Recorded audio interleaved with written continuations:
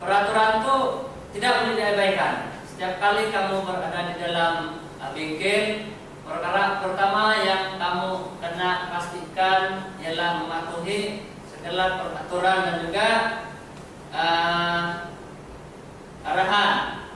Kemudian ini ada masalah diri, bertanggung jawab. Kalau kamu diamanahkan untuk melakukan sesuatu kerja, kamu hendaklah memulakan kerja itu. Kemudian contohnya apabila kamu ingin menggunakan mesin pencanai yang kamu gunakan berada dalam keadaan yang bersih. Kemudian semasa kamu melakukan kerja, dia akan menjadi kotor. Kemudian selepas kamu melakukan kerja, kamu harus bersihkan tempat tersebut. Jadi itu adalah contoh bagi sifat yang bertanggung jawab. Jangan biarkan selepas kamu guna mesin canai, mesin pelarik dan sebagainya, kamu tinggalkan begitu saja. Jadi itu adalah contoh yang negatif yang tidak boleh diamalkan semasa berada dalam bengkel. Kemudian bertanggung jawab terhadap kebajikan rekan-rekan. Sentiasa kamu berhubung dengan rekan-rekan, apa keperluan mereka, apa yang mereka kurang mahir. Jadi jangan bila kawan itu ada kelemahan di situ kamu tidak mengulurkan bantuan dari segi sokongan moral, dan juga mungkin kamu lebih pandai. Contohnya dalam kerja-kerja mengikir sudah pernah kan? Mengikir sudah pernah. Kalau ada kawan yang kurang sedikit dia punya kemahiran itu, kamu bantu. Kalau kamu punya hasil itu lebih baik, kamu tunjukkan dia. Kemudian beritahu bahwa cara yang betul adalah begini. Jadi jangan biarkan dia macam biar tanpa bantuan. Oke, yang seterusnya keselamatan diri dan rekan. Yang pertamanya tentang pakaian. Itu yang saya cadangkan tadi, yang saya katakan tadi, dia umum, tapi sebenarnya keselamatan diri ini salah satu faktor yang boleh menghindarkan kamu dari tenggelamkan adalah pemakaian yang lengkap dengan sesuai dengan jenis kerja yang kamu buat. Jadi untuk melarik pakaian yang kamu mesti ada ialah pakaian yang sesuai, tidak terlalu lengkap, tidak ketatkan. Kemudian yang seterusnya kasut, kemudian pemakaian pelindung mata. Oke. Kalau di sini saya tulis kasut dan apron, itu sebahagian itu. Apron tahu? Apron adalah baju yang digunakan oleh pekerja di industri, selalunya digunakan untuk bagian depan badan. Boleh. Yang seterusnya mematuhi peraturan. Jadi peraturan yang sudah ditetapkan mestilah dipatuhi supaya kamu terhindar dari segala malangan. Kemudian peraturan kebersihan, terutama sekali kalau di lantai. Lantai mesti sentiasa kering. Apa yang patut dilakukan sekiranya lantai ada dalam keadaan yang basah? Jadi biasanya kita akan keringkan lantai yang basah dengan minyak itu dengan menggunakan habuk kayu. Ya, jadi kita ada bengkel bina bangunan, kita boleh mendapatkan habuk tersebut, kemudian letakkan pada bagian yang basah dan biarkan beberapa lama, mungkin sehari atau 2 hari, lepas itu dia akan kering, barulah disapu dan dibuang di dalam tong sampah. Kemudian yang ketiga, sikap yang prihatin dan suka bekerja sama. Sikap prihatin dan suka bekerja sama, dan itulah yang saya beritahu tadi, mesti kamu amalkan sepanjang masa. Jangan bila sudah ada jadwal untuk membersihkan kelas ataupun bengkel, masih juga mengharapkan rekan-rekan, jadi tidak nampak kerja sama kamu di situ. Oke, yang seterusnya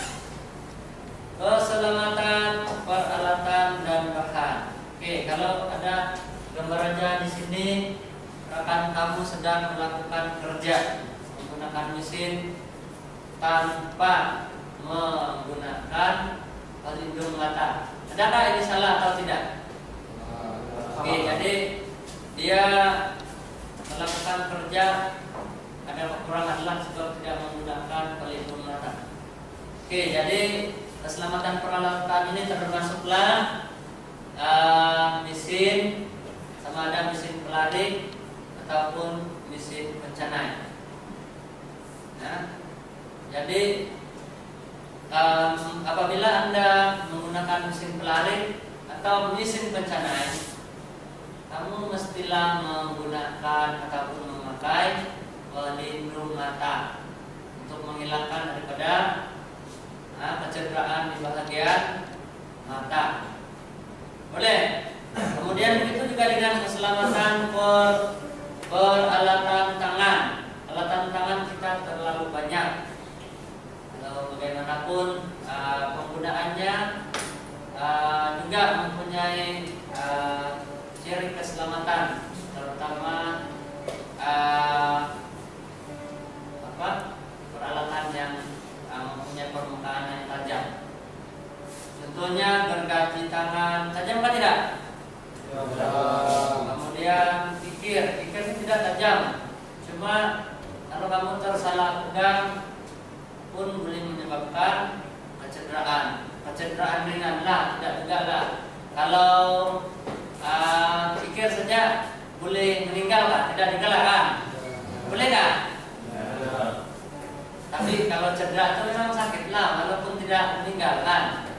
Oke, dan yang seterusnya adalah bahan yang mudah terbakar ataupun acid. Jadi contoh petrol dan kerosin. Kerosin tahu apa dia?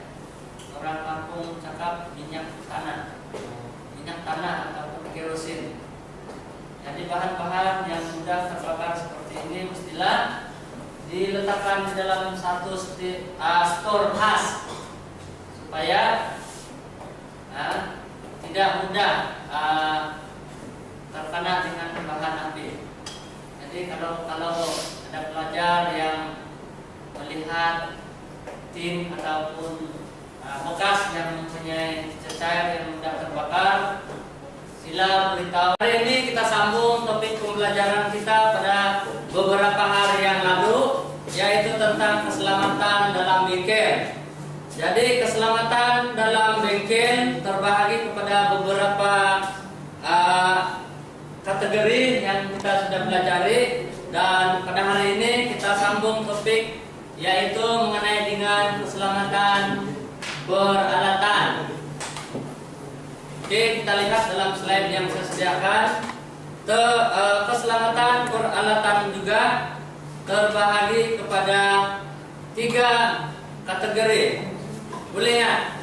Keselamatan peralatan terdiri pada 1 keselamatan mesin, 2 keselamatan alatan tangan, dan yang ketiga adalah keselamatan alat pengukur. Boleh? Oke, yang seterusnya pertama keselamatan mesin. Jadi banyak mesin yang terdapat dalam bengkel kita yang kamu dapat lihat, termasuklah mesin yang menggunakan kuasa elektrik, mesin yang menggunakan tangan dan sebagainya. Jadi keselamatan mesin yang boleh kita lihat dan perlu diambil perhatian semasa berada dalam bengkel adalah seperti mesin pencanai. Siapa kenal mesin pencanai? Saya.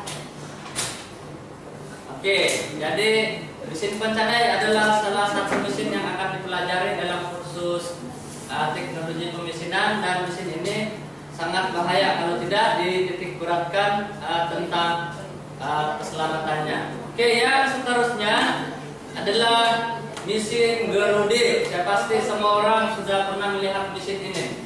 Mesin ini digunakan untuk menebuk lubang, sama ada lubang tembus ataupun tidak tembus. Dan mesin ini menggunakan kuasa elektrik, dan tiap kali menggunakan mesin ini peralatan keselamatan seperti pelindung mata mestilah dipakai. Ini adalah bertujuan untuk mengelakkan risiko penghalangan. Baik, yang seterusnya adalah mesin polarik, mesin yang digunakan dalam kerja-kerja amali, dan mesin ini sangat berbahaya. Sekiranya pekerja lalai, dia akan boleh mengakibatkan satu malapetaka yang dahsyat, termasuklah mungkin kehilangan nyawa. Ya, jadi ingat. Oke, seterusnya keselamatan peralatan tangan. Peralatan tangan yang boleh didapati dalam bengkel teknologi pemesinan adalah seperti kikir. Siapa pernah jumpa kikir di mana-mana? Ya, di rumah.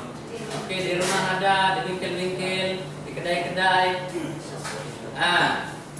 Jadi keselamatan kikir juga perlu kita titik beratkan semasa menggunakannya dalam kerja-kerja amali, terutama sekali kerja menggegas. Kemudian alatan tangan yang seterusnya adalah gergaji tangan. Jadi biasanya gergaji ini kita gunakan untuk memotong bahan logam yang kita jadikan proyek dalam kerja amali. Oke, ada soalan? Oke, yang seterusnya alatan tangan yang perlu dijaga keselamatannya adalah pahat. Pahat digunakan untuk memahat. Tahu kan? Nama pun pahat, kegunaan pun untuk memahat. Jadi dalam proses teknologi pemesinan, pahat kita gunakan untuk memahat bahagian logam ataupun memotong logam dengan bantuan tukul semasa dalam kerja menggegas. Boleh? Siapa yang sudah pernah menggegas? Semua. Saya. Oke. Jadi stakatnya ada soalan? Mudah kan? Alatan tangan.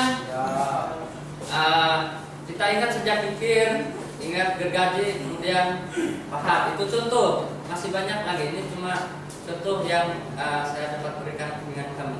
Oke, yang seterusnya alat pengukur. Oke, bengkel kita mempunyai banyak jenis alat ukur untuk mengukur bahan yang digunakan dalam kerja-kerja amali. Jadi keselamatan alat ini harus dititik beratkan karena sekiranya kita tidak menitik beratkan keselamatan alat ini, kerusakan akan berlaku dan membuatkan alat ini tidak boleh digunakan dengan tepat. Tentunya micrometer, kalau dia terjatuh di atas lantai, kemungkinan dia akan pecah dan ukurannya dia tidak dapat membaca ukuran dengan tepat. Begitu juga dengan satu lagi alat pengukur, yaitu angkut vernier. Jadi angkut vernier mempunyai ketepatan ukuran sehingga 0,02 mm, dan sekiranya dia terjatuh dari atas meja ke lantai, memang ukuran dia akan cara bacaan ukuran dia akan lari.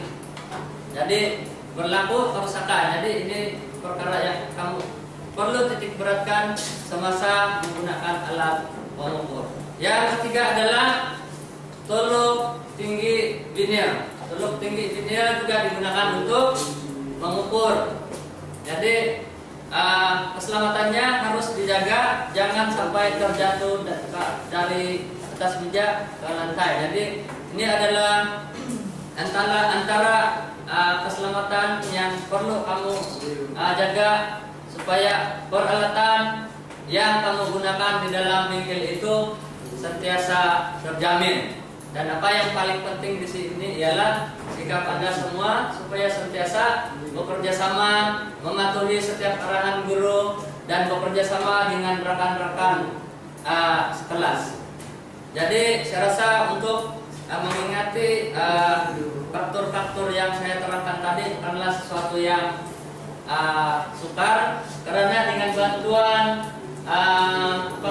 kita panggil peta minda seperti ini, kita dapat meringkaskan isi pelajaran itu dengan ringkas tetapi padat. Jadi ada persoalan? Oke, kalau tidak ada soalan, setakat itu saja.